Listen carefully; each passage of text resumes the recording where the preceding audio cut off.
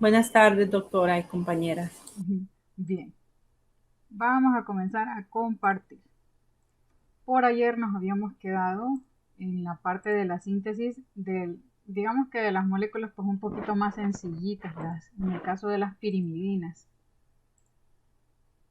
Vamos a ver. Hoy sí, ven toda la pantalla, ¿verdad? Metabolismo de los nucleótidos de pirimidina. Ya lo que nos hace falta es bastante cortito. Bueno, simplemente a manera como de repasarlo para que no nos vayamos a quedar como a medio camino. En el caso de las pirimidinas, bueno, si ustedes se fijan, estas son las estructuras un poquito más chiquitas. En el caso de las purinas eran las grandotas, las que tienen el hexágono y el pentágono. En este caso, pues las pirimidinas son solamente una estructura, así que son un poquito más sencillas en cuanto al proceso de elaboración, así que no le cuesta tanto al organismo. Bueno, veamos que el primer paso, si ustedes recuerdan, una de las moléculas por la cual nosotros captábamos este ion o este grupo amino dentro de una molécula era a través precisamente de este carbamoil fosfato, que era convirtiendo o uniendo esa molécula de este grupo amino con agua y con bicarbonato. Así que esta formaba el carbamoil fosfato. Entonces acá vamos a ver una de las utilidades de este carbamoil fosfato, porque hasta el momento pues no habíamos visto nada en lo que pueda ser utilizado. Así que esta sería la primera ocasión. Veamos entonces qué ocurre con este carbamoil fosfato. Se va a unir con la molécula del aspartato, se le une acá en la porción amina y el fósforo pues queda solito. Permítanme que alguien quiera entrar. Feliz tarde, Dariela. Bienvenida.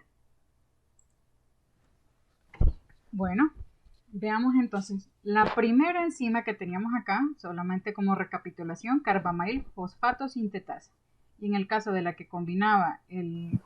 Gracias, doctora. Disculpe que no podía activar el micrófono, se había congelado la No pantalla. se preocupe, no se preocupe. Bien, y la que une el carbomoil fosfato con el aspartato, pues aspartato transcarbomoilasa, porque le está transfiriendo el carbamoil al aspartato. Así que los nombres de las enzimas, como les digo, pues son bien facilitos de deducir o ustedes podrían inferirlos con facilidad. Bien, por el momento, entonces si ustedes se fijan, tenemos una estructura que ya se parece un poquito a lo que ocupamos. Realmente el proceso es bastante sencillo. Ahora lo que ocupamos es cerrar el circulito. Y bueno, para cerrar el circulito de esta molécula de carbamoil aspartato va a perder el hidrógeno y va a perder el oxígeno de los extremos. Habitualmente, bueno, si ustedes se fijan, acá solamente va a perder un hidrógeno y acá va a perder un oxígeno. Sin embargo, recuerden que acá está la forma amínica de la estructura. Pero habitualmente, esta, al menos en teoría, tiene acá otro ion hidrógeno que le hace falta y bueno, de ahí es de donde se forma esta molécula de agua.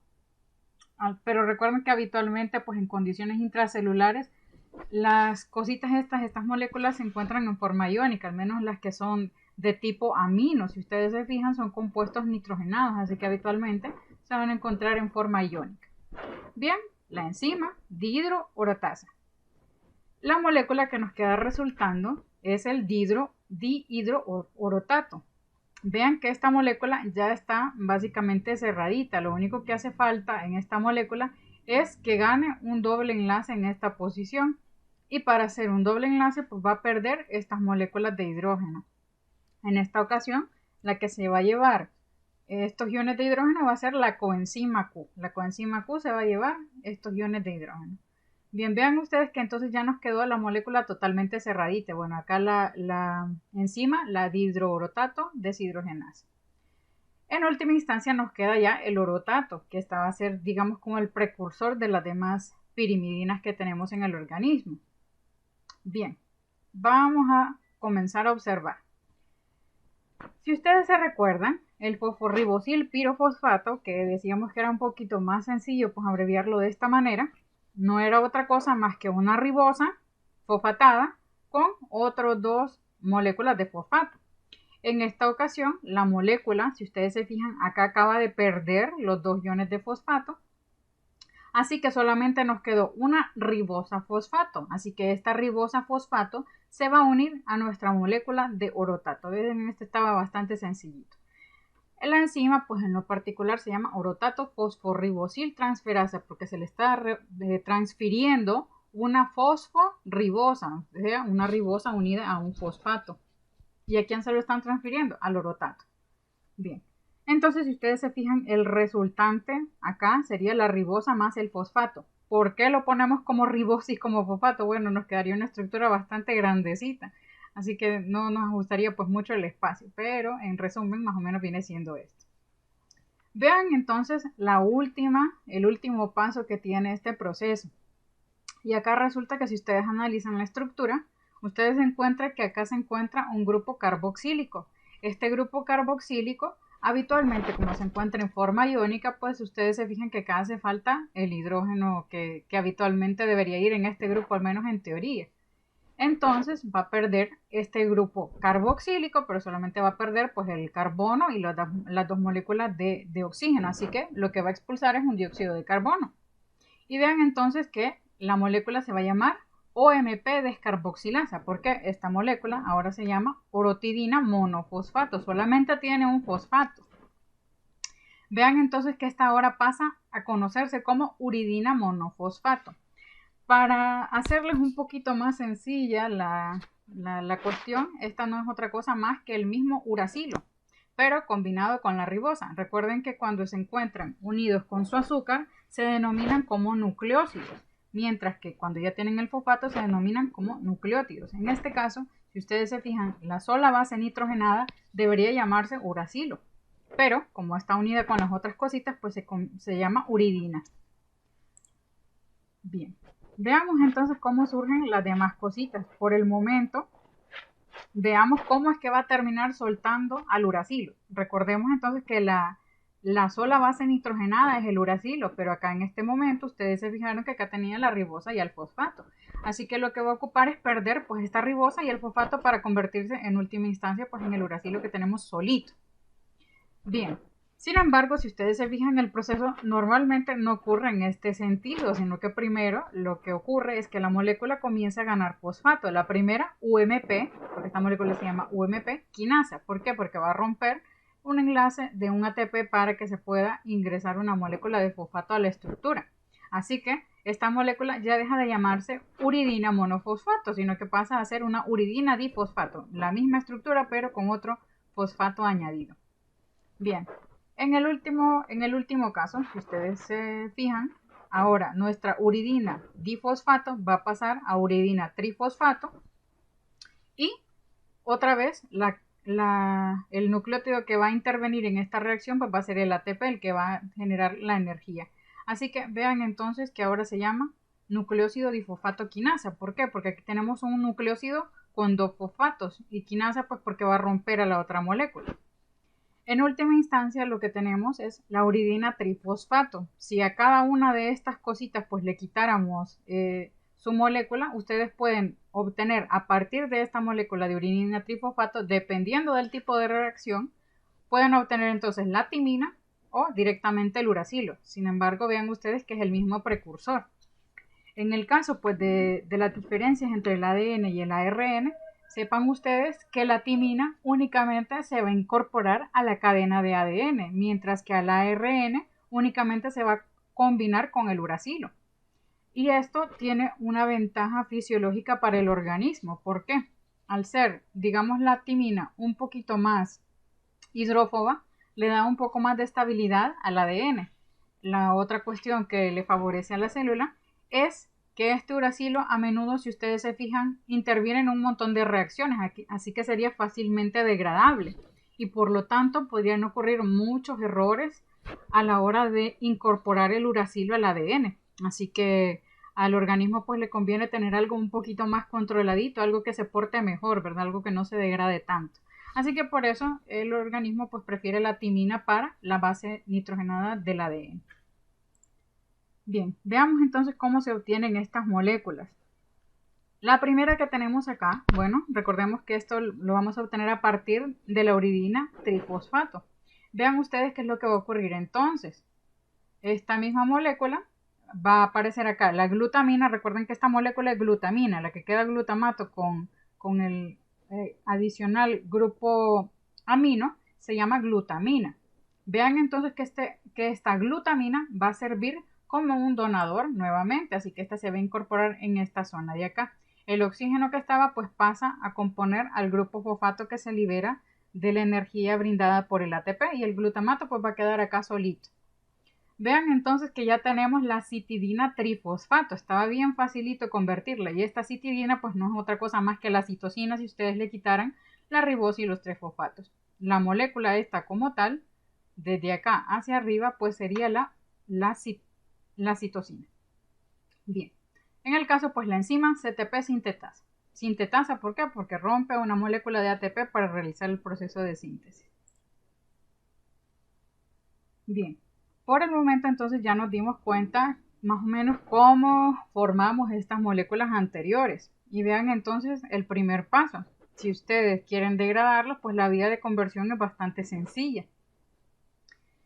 Acá tenemos, por ejemplo, la citidina. Vean la citidina, entonces no era otra cosa más que la citosina con la ribosa. Si a esta pues le quitáramos nosotros esta molécula de ribosa, si le quitáramos en este caso el grupo amino y lo dejáramos solito, vean ustedes que lo que nos quedaría sería la uridina. En otras palabras, el uracilo más la ribosa.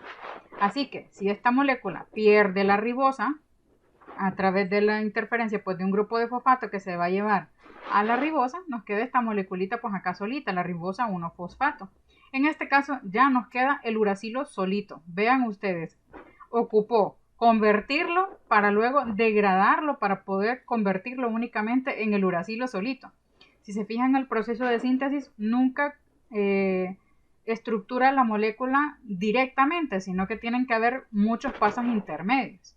Ahora veamos el caso de las moléculas que vienen a partir de los demás componentes. Veamos, por ejemplo, acá, si lo que tuviéramos fuera la misma molécula esta, pero unida con, este caso, una desoxirribosa. Vean ustedes que lo que ocurre pues sería lo mismito, ¿verdad? Nuestro organismo introduciría una molécula de fosfato para intentar soltar la desoxirribosa y para que nos quedara pues la base nitrogenada solita. Y en el caso pues de la citosina, si ustedes se fijan, es básicamente esta misma molécula pero solita. Si ustedes se fijan acá, pues esta molécula solamente ocuparía perder la molécula de ¿cómo se llama? Este grupo amino. Así que al perder esta molécula, pues se convierte directamente en el uracilo. Pero esto es simplemente para que ustedes observen las similitudes entre una y la otra estructura. Bien, veamos entonces qué ocurre a partir de este uracilo. ¿Cómo comenzamos a degradarlo todo? Si ustedes se fijan, en última instancia, el uracilo viene siendo como la vía común para la degradación. Así que todas aquellas otras moléculas, la citosina y la timina, ocupan convertirse primero en uracilo para poder comenzar a degradarse. Entonces vean ustedes lo que ocurre. Primero ingresa a la molécula un NADPH y este NADPH pues obviamente actúan en este caso como donadores de estas moléculas de hidrógeno. Vean ustedes acá qué cosa va a ocurrir. Si ustedes se fijan acá, la estructura está al revés. Aquí sería como el enantiómero. Así que este viene siendo este grupo amino y este carbono y este oxígeno. Así que lo que va a ocurrir es que se va a romper este doble enlace que está en esta situación, pero acá lo tenemos pues del otro lado, pero realmente lo que está ocurriendo es lo mismo. Entonces vean ustedes que se rompe ese doble enlace y se incorporan estas moléculas de hidrógeno en donde estaban antes los dobles enlaces. Así que esta molécula en este momento se llama dihidrouracilo. Vean ustedes entonces que acá se incorpora una molécula de agua. Y vean esta molécula de agua que va básicamente a separar las uniones que existían entre todo este circulito. Si ustedes se fijan, lo van a fragmentar a partir de esta porción. Las moléculas de agua pues se van a incorporar en el último extremo. Así que nos va a quedar toda esta estructura de forma lisa. Vean entonces el primer nitrógeno, el siguiente carbono con el oxígeno, el siguiente el grupo amino, el siguiente pues un carbono, este carbono con sus dos hidrógenos, el siguiente este otro carbono con sus dos hidrógenos y en última instancia el carbono más un oxígeno más el otro oxígeno y otra molécula de hidrógeno que en teoría debería ir en este lugar. Vean entonces que la molécula acá pasa a llamarse ácido beta ureido propiónico. Así que este sería como el primer producto de degradación de las bases pirimidínicas. Vean entonces qué va a ocurrir con esta molécula. Si acá ingresamos otra molécula de agua, vean lo que va a ocurrir. Se va a soltar en este caso, vean ustedes acá lo que contiene nuestra estructura inicialmente. Y vean que acá en este extremo tenemos una molécula de carbono con un oxígeno, la cual se va a llevar una molécula de agua. Y acá tenemos pues, la molécula de oxígeno del agua, así que nos va a quedar el dióxido de carbono. Acá tenemos un grupo amino que se va a llevar una molécula de hidrógeno y lo que nos va a quedar pues un grupo amoníaco. Vean ustedes entonces que el restante de la molécula, esto que nos quedó acá, pues se va a llevar la otra molécula, en este caso de hidrógeno, y recuerden que habitualmente estas sustancias pues se manejan de forma iónica, así que lo habitual es que el hidrógeno que estaba en este extremo pues habitualmente pasa para el otro lado, ¿verdad? Pero vean ustedes que lo habitual, o al menos las reacciones que ustedes harían en teoría en el papel, acá debería ser un H2, pero recordemos que acá lo que estamos viendo es algo que ocurre a nivel fisiológico, es decir, en un medio acuoso como la célula. Así que, en última instancia, el producto que nos queda fueron el grupo amoníaco, el dióxido de carbono y un aminoácido que ya conocíamos, la beta-alanina. Así que, básicamente, este sería el resultante de la degradación. Un aminoácido que ahora ustedes pueden utilizar para lo que ustedes lo necesiten en su organismo, esta molécula que la pueden incorporar posteriormente para la síntesis de otros aminoácidos y el dióxido de carbono que lo pueden expelir por vía pulmonar. Veamos entonces las diferencias con el metabolismo de los desoxirribonucleótidos. Si cuantificamos cuánto ADN y cuánto ARN tenemos adentro de una célula, nos vamos a dar cuenta que hay más ARN, aproximadamente de 5 a 10 veces más ARN. En este caso, aquí en la gráfica pues tengo 7, más o menos un número intermedio. Y en este caso pues de ADN tendríamos una parte nada más. Veamos entonces que al tener más ARN, pues nuestro organismo trabaja más a menudo con las vías de síntesis de ARN. Así que, si ustedes se fijan, la diferencia para convertir algunas de estas cositas en ADN, pues realmente solo son dos aspectos. El primero es que la ribosa que tienen las bases se va a convertir en desoxirribosa. Y la siguiente conversión sería cambiar el uracilo por la timina. Así que básicamente a nivel metabólico solo existen estas dos diferencias. ¿Y por qué existen estas dos diferencias? Recordemos que estos actuaban como un punto de control y que al ser esta estructura, la timina, un poco más estable que el uracilo, pues le confería protección al ADN, así que en este caso pues podríamos evitar las mutaciones al utilizar una molécula que es bastante facilita de modificar como el uracilo. Veamos entonces cómo ocurre la conversión de estas moléculas. Y acá, si ustedes se fijan, acá tenemos las mismas 4 bases nitrogenadas que teníamos anteriormente. Tenemos la adenosina, tenemos la guanina, tenemos la citosina y tenemos el uracilo. Vean entonces ustedes que la timina se va a sintetizar a partir de esta molécula. Pero el primer paso en realidad va a ser intercambiar la base que tienen, en este caso pues del azúcar. Si ustedes se fijan, en el caso pues de los nucleótidos de arriba que eran del ARN, tenían una ribosa. Así que el primer paso es que esa ribosa pase a ser desoxirribosa. Así que en todos estos nucleótidos actúa la misma enzima, una que se llama RNDP reductasa. Reductasa de desoxirribonucleótido. Bien. Vean entonces ustedes que esta misma enzima es la que va a catalizar pues todas las reacciones de todas las mismas bases nitrogenadas. Así que ahora esta molécula pasa a llamarse desoxiadenosina difosfato, desoxiguanosina difosfato, desoxicitidina difosfato, desoxiuridina difosfato. Vean en última instancia que lo que hace nuestro organismo, si ustedes se fijan, todos van a partir de los de los nucleótidos que solamente tienen 2 cadenas de fosfato. Así que el último fosfato se va a adicionar posteriormente de la reducción del azúcar de la base nitrogenada. Entonces, el primer paso, bueno, si ustedes se fijan, estas vías van a ser comunes para todos los nucleótidos. Así que cada uno de estos se va a convertir en su trifosfato respectivo. En este caso, pues, la desoxiadenina trifosfato, desoxiguanosina trifosfato, desoxicitidina trifosfato y desoxiuridina trifosfato. Cada uno, si ustedes se fijan, es el mismo tipo de reacción. Sin embargo, acá va a venir la parte un poquito más compleja. Veamos acá qué es lo que ocurre. Vean ustedes que existe una vía más o menos común a partir de la citidina y de la uridina difosfato.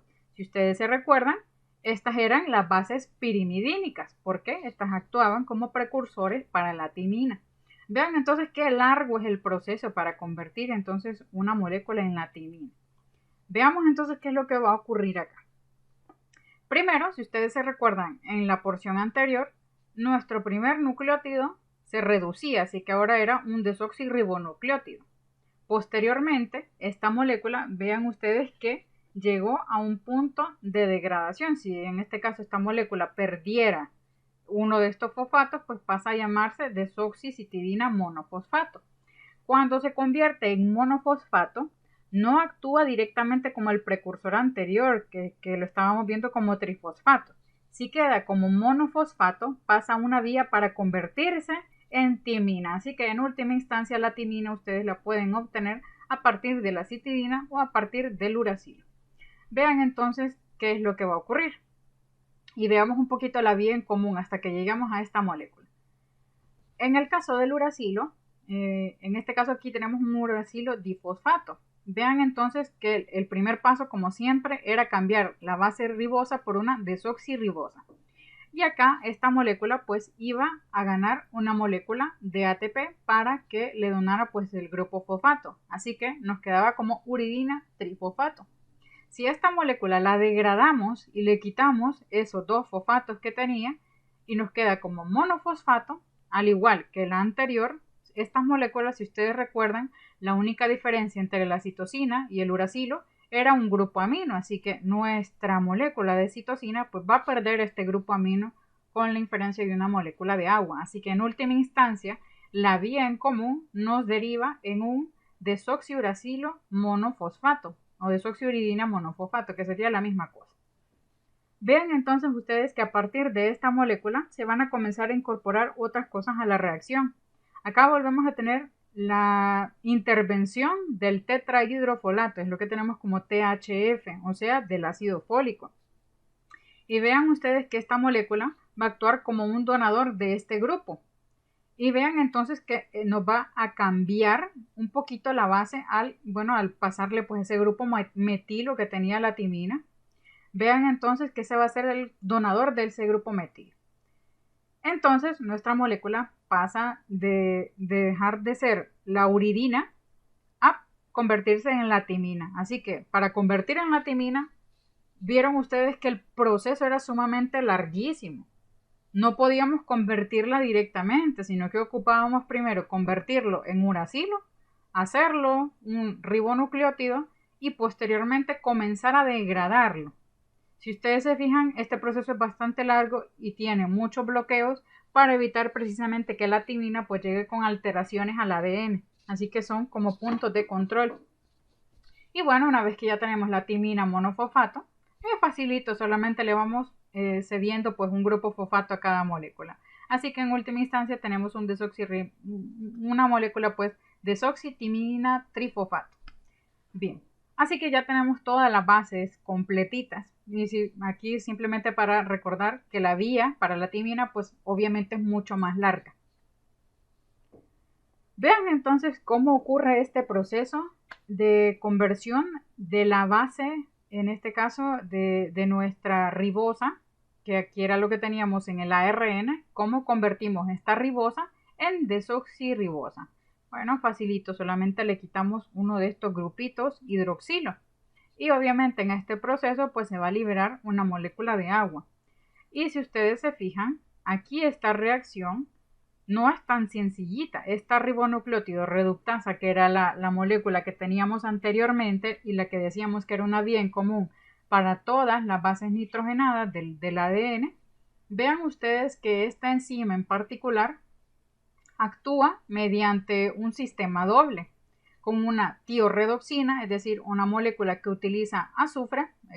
Siempre que encuentren la palabra tio, pues eso significa azufre. Y vean ustedes que esta misma enzima utiliza también una vía del NADPH para que esta molécula pues le ceda el hidrógeno a la molécula. Y esta es la que va a convertir pues en última instancia nuestra ribosa del ARN en la desoxirribosa del ADN. Otra de las características importantes es que esta enzima tiene en su centro un metal que ustedes ya conocen, el mismo que tiene la hemoglobina, así que esta enzima en particular pues tiene un centro con hierro y molibdeno, así que tiene dos metales en el centro de la estructura. Bien, veamos qué otras cositas interesantes hay por acá. Bueno, un aspecto esencial, recordemos que el ácido fólico intervenía en todos estos procesos, tanto como para la formación de timina, que le incorporábamos al ADN, como en los procesos de síntesis para ambas vías, para los ribonucleótidos y para los desoxirribonucleótidos.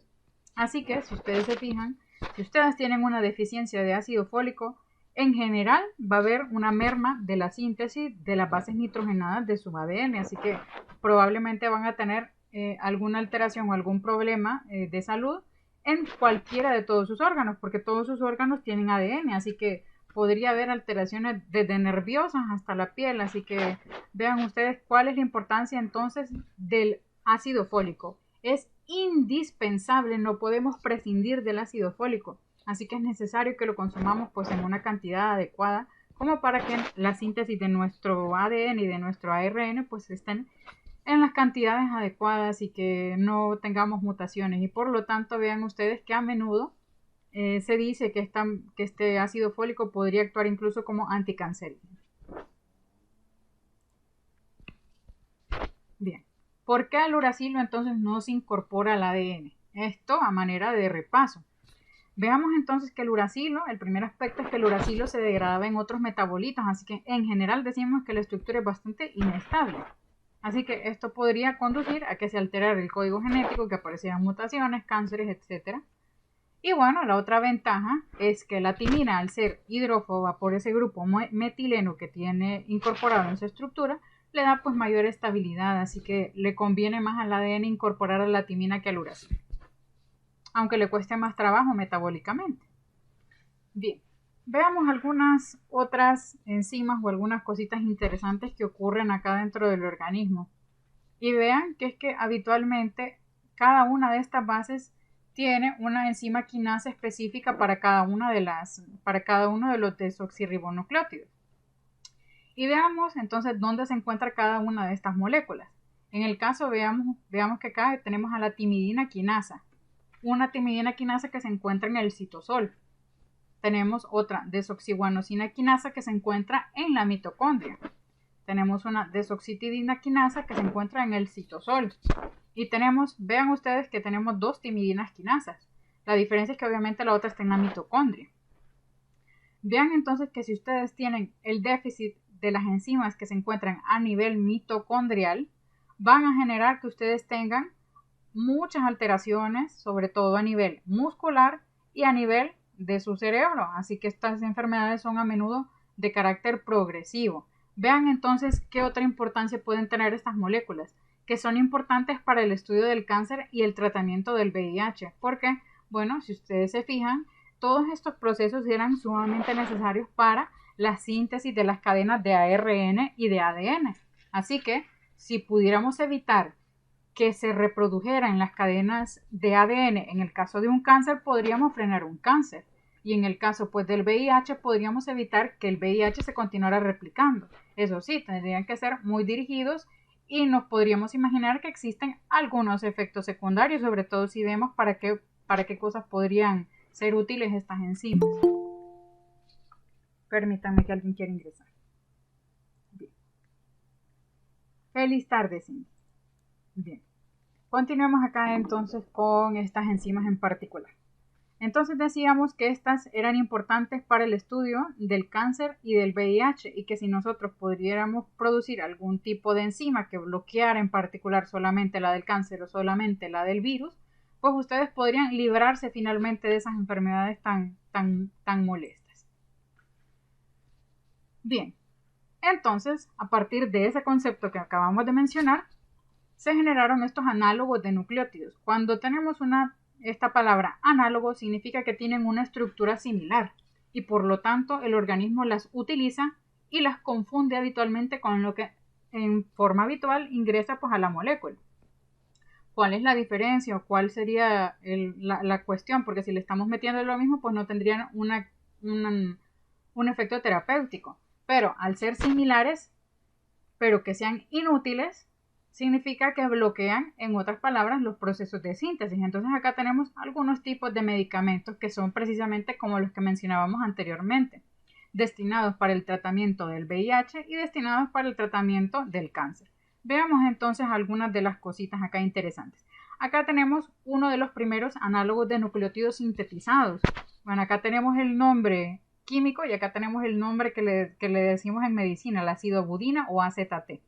Y vean ustedes que este fue el primer fármaco desarrollado para el tratamiento del VIH. Y bueno, al ser, como les menciono, un análogo de nucleótido, pues el virus incorpora esta molécula a su estructura cuando se está queriendo formar las cadenitas para replicarse. Así que inutiliza la molécula del virus y pues ya no puede ejercer su función citotóxica para el organismo. Así que funcionaba como digamos, para mantener a la persona en remisión y que la persona pues se mantuviera con una carga viral baja. Bien, veamos el siguiente elemento, la quimioterapia, o sea, todos aquellos tratamientos para el cáncer. Bueno, acá tenemos un aspecto que nos hizo falta ver. Si ustedes analizan la forma de la molécula, pues se parece mucho al uracilo, si se fijan. Así que nuestro organismo, pues, utiliza esta molécula en lugar del uracilo que convencionalmente incorpora la molécula. Bueno, en este caso es la timina porque acá tiene el grupo metilén. Bien, así que lo incorpora a esta vía mitocondrial. Y como les mencionaba, al incorporarlo en la mitocondria, lo más probable es que tengan muchos efectos adversos. Entonces, esto nos explica por qué este tipo de medicamentos antirretrovirales tienen muchos, pero muchos efectos adversos. Así que a menudo son mal tolerados. Bien, en el caso de la quimioterapia, o sea, los medicamentos para el cáncer, vean que existen varias formas, sobre todo para esta misma enzima que mencionábamos que solamente se incorporaba en el ADN. Vean entonces lo que tenemos acá es una imagen de tomografía por emisión de positrones. Así que vean qué interesante el concepto. Utilizan antimateria para poder destruir un poquito las células del organismo y las que quedan como marcaditas o las que quedan como en color son los tumores metastásicos. Así que vean que inicialmente era un tumor hepático que se regó pues aquí a colon, aquí probablemente a la vesícula, aquí al cerebro, así que vean ustedes qué interesante. Bien, así que habitualmente este tipo de quimioterapia se utiliza para los casos que son bastante difusos, o sea, bastante regados. Bien, veamos entonces algunos dos tipos en particular de estos análogos. La primera, si ustedes se fijan con el nombre, 5-fluorouracilo. Así que al ser una molécula similar al uracilo pero con un flúor incorporado, pues nuestro organismo la utiliza y la incorpora en su molécula, pero inutiliza toda la cadenita. Lo mismo con la otra, fluorodesoxiuridina. Veamos entonces qué hace esta molécula en particular. Se incorporan al ARN y vean que la estructura de la molécula pues es similar, simplemente que incorpora pues un grupo de flúor. Al igual pues inhiben a la misma enzima en particular, así que como a menudo esta se encuentra a nivel mitocondrial, vean ustedes que explica pues todos los efectos adversos. Bien, por el otro lado acá tenemos análogos de los folatos, o sea del ácido fólico. Recordemos que el ácido fólico era un elemento crucial, vital, indispensable para todos los procesos de síntesis, tanto de las purinas como de las pirimidinas. Así que si nosotros utilizamos una molécula que bloquee ese ácido fólico, lo más probable es que vamos a tener muchos efectos secundarios. Bueno, acá simplemente para mostrarles las formas o los nombres de las moléculas. Una que nos hace falta en esta lista es la que tenemos en la imagen acá, el metotrexato. estos bloquean al ácido fólico, así que inhiben en general toda la replicación de todas las células, no solamente de las células cancerígenas. Entonces ustedes se preguntarán que si tiene algún tipo de utilidad dar quimioterapia si están matando también pues las células buenas. Bueno, da la casualidad que nuestro organismo tiene muchas vías como para salvarse. La primera es utilizar las bases purínicas y pirimidínicas que ya tiene la célula anteriormente, o las que ya están pues en las células que en este momento se encuentran en apoptosis. Así que habitualmente esto no interfiere con las células que tienen un metabolismo relativamente lento. Pero ¿qué pasa con aquellas células que tienen un recambio elevado? Así que esas son las que habitualmente van a presentar algún tipo de efecto secundario. Ya vamos a ver un poquito más adelante esto para que tengan una mejor explicación. Veamos entonces que existen otras posibilidades. Y es que algunas de las alteraciones que existan en los nucleótidos sean inducidas por virus. Imaginemos acá qué es lo que está ocurriendo. En esta imagen tenemos en particular un bacteriófago que infecta a la bacteria Escherichia coli. Vean que tiene una molécula diferente en lugar de donde tiene habitualmente la citosina. Así que habitualmente esta bacteria mata a la Escherichia coli. Veamos otras cositas, en el caso por ejemplo de las plantas. Acá tenemos otro tipo en particular que infecta a las plantas y pues causa esto santo. Siempre que ustedes lean la palabra santo significa amarillo. Así que hace que las plantas habitualmente se tornen amarillas y es precisamente por la infección de esas otras bacterias. En el caso pues de las plantas, si están infectadas por este microorganismo en particular, pues se van a poner amarillas. Así que son habituales plagas de los cultivos. Esta sobre todo en el arroz. Bien, veamos acá otro caso que sería el herpes. Esta no tiene nada, a ver, ahí sí. Veamos entonces que ustedes podrían inhibir la replicación del herpes utilizando unos análogos, en este caso de la guanosina, que es el famoso aciclovir, y otro, pues el ganciclovir, que simplemente sería un derivado de esta molécula anterior. Así que, con este tipo de moléculas anteriores análogos de nucleósidos, ustedes podrían inhibir la replicación pues, de los virus que acabamos de mencionar, tanto como el del VIH, como el del herpes o cualquiera de los demás. Así que inicialmente pues les voy a comentar que fueron utilizados incluso para el tratamiento del COVID-19, pero no hubo mucho efecto favorable, así que pues eventualmente los terminaron cambiando por otros pues digamos que fuesen un poquito más específicos para el virus en particular. Veamos acá otras estructuras, en este caso veamos que estas son análogos de nucleósidos, o sea solamente la base nitrogenada con el azúcar. Y acá tenemos algunos otros casos. Acá tenemos la citarabina, que esta se utiliza en quimioterapia, sobre todo para el tratamiento de leucemias. Acá tenemos vidarabina, que en este caso pues, se utiliza habitualmente para el tratamiento de la encefalopatía por herpes. Y acá tenemos la tiacitidina, que esta la utilizamos pues, en el tratamiento antiviral para el VIH. Y por acá tenemos a la mercaptopurina, que también se utiliza en algunas leucemias y recientemente pues se ha indicado para el tratamiento de la enfermedad inflamatoria intestinal como la colitis ulcerosa y la enfermedad de Crohn. Bien, pero les mencionaba entonces que quizás el aspecto más importante era por qué se presentaban los efectos secundarios con estos medicamentos que teníamos anteriormente. Y bueno, les mencionaba que aquellas células que tenían un recambio más elevado, por ejemplo, la mucosa intestinal, por ejemplo, el pelo y por ejemplo, los glóbulos blancos. Así que habitualmente estos son los órganos o los aparatos pues, más afectados por el uso de la quimioterapia. Al ustedes ponerle un tipo de quimioterapéutico, pues lo más probable es que la persona experimente diarrea y náusea. Si ustedes le dan un quimioterapéutico, pues lo más probable es que el folículo no crezca suficiente, así que lo habitual es que haya una caída de pelo. Y en última instancia, pues la muerte prematura de los glóbulos blancos, así que la persona termina siendo susceptible a las infecciones. Vean ustedes entonces que esto nos da básicamente la imagen que conocemos del cáncer, las náuseas, el vómito, la pérdida de pelo y la susceptibilidad a las infecciones. Así que en última instancia todas estas son a menudo un efecto pues de los tratamientos para el cáncer. Aquí faltaría, digamos, mencionar una cosita y es la alteración de otro sitio en particular que también tiene un recambio elevado, que son las papilas gustativas. Así que a menudo las personas que reciben un tratamiento por el cáncer dejan de percibir un poquito los sabores, algo similar pues a lo que ocurre en el caso del COVID, pero por causas totalmente diferentes. Y bien, con eso terminaríamos entonces todo el capítulo de la síntesis y la degradación de de estas bases nitrogenadas que incorporamos en el ADN y en el ARN. Así que, como saben, pues terminamos con una frase pues para pensar un poquito. En la ciencia, la única verdad sagrada es que no hay verdades sagradas. Si ustedes se fijan, algunas cosas que se conocían en la antigüedad pues han ido cambiando con la evolución de la ciencia, así que lo más probable es que las cosas que conocemos ahorita terminen de alguna forma cambiando pues a la larga, o que se terminen descubriendo más cosas que antes no se sabían. Así que uno debe mantener, digamos, una relativa inseguridad en el aspecto de la ciencia, porque las cosas bien podrían estar cambiando. Un ejemplo de esto es lo que mencionábamos con el caso del COVID-19, que inicialmente pues se trataba con medicamentos incluso para el VIH. Pero vean ustedes que al darse cuenta que esto no funcionaba, pues era más que lógico que tuvieran que cambiar el tratamiento. Así que vean ustedes que debemos estar abiertos a lo que nos indique la ciencia, no quedarnos solamente con lo antiguo, sino que irlo modernizando.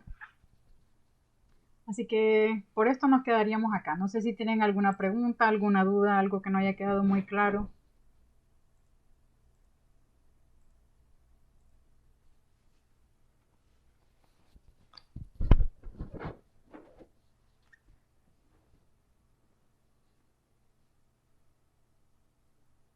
No, doctora. Bueno, de mi parte no hay preguntas. No sé las demás.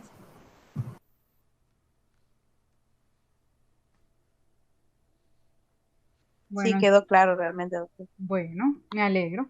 Entonces, si ustedes se fijan, con esto ya habríamos terminado pues la última unidad. Y bueno, ya que están todas las chicas hoy, les voy a comentar cómo se van a ganar los últimos 10 puntos que hacen falta si ustedes, bueno, revisan cómo quedamos pues con la propuesta. Así que, por el momento llevábamos los puntos del foro que habían hecho, los puntos de la exposición, faltarían los puntos del examen y faltarían entonces 10 puntitos ahí adicionales que les mencioné yo que la mecánica que íbamos a utilizar era a través del análisis. Y vean entonces que para que no se vayan a escapar de las exposiciones de sus compañeros, la mecánica que vamos a utilizar es precisamente hacer un análisis de lo que se ha mencionado en las exposiciones de la siguiente semana. Y para cerrar, digamos, ya con todo el contenido de la clase, después de la exposición de Senia el viernes, entonces haríamos ese proceso de una pequeña evaluación. Así que espero yo que estén todos presentes para que no pierdan sus puntitos, ¿verdad? Ojalá que no tengamos ningún problema de conexión para entonces. O sea que tendríamos que ver como alguna actividad, algún cuestionario, doctora, de nuestra exposición, o cómo. No, no. Le voy a comentar cómo va a ser más o menos la dinámica. Les mencionaba al inicio, cuando estaban solamente Yelsi y Senia, que pensaba hacerlo de una forma un poquito lúdica. Es decir, voy a preguntar su opinión y su opinión, digamos que es la suya independientemente de que si es igual a la mía o no, ¿verdad? Así que va a haber un respeto de opiniones y lo que le voy a preguntar, digamos, van a ser algunas cosas de análisis. Digamos, por ejemplo, que Dariela nos va a hablar de los superhumanos. Entonces yo le puedo preguntar a usted si usted opina que eso sería algo posible, si a usted le gustaría, si usted estaría de acuerdo o si usted ve que hay algún problema ético con eso. Así que si usted se fija, no van a ser preguntas capciosas o preguntas maliciosas, sino preguntas de análisis para que usted vea cómo se relacionan los temas de sus compañeros con usted, ¿verdad?